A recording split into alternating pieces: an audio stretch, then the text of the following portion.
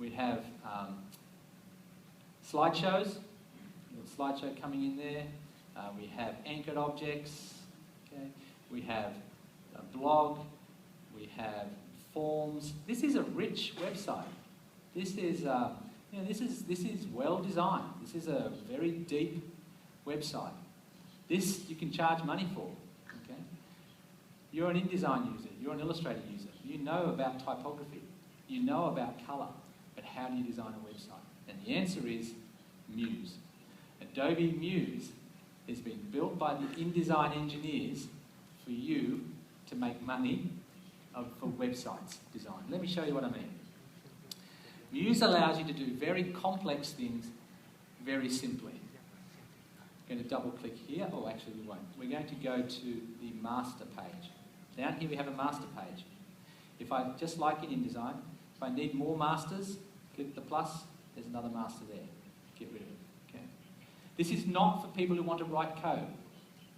This is for people like me who want to create websites that are compliant and fast and good, but I just want good code, but I want to do it in a design way.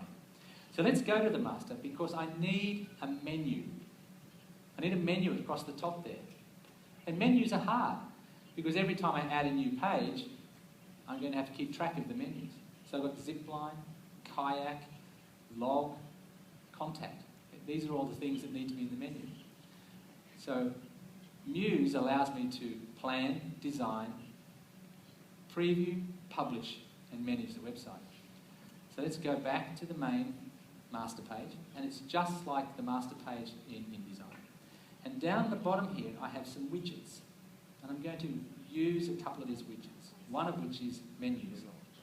I'm going to take the horizontal menu widget and drag it out onto the master page, because anything on the master page obviously goes on every other page. Now, before I do that, we have a new feature in Muse, which is called layers. So layers work just like in Illustrator, just like in InDesign. I want a new layer because this is going to be my navigation layer. I'm going to put my layer, my navigation on top to make sure nothing ever goes over the top of it. Okay?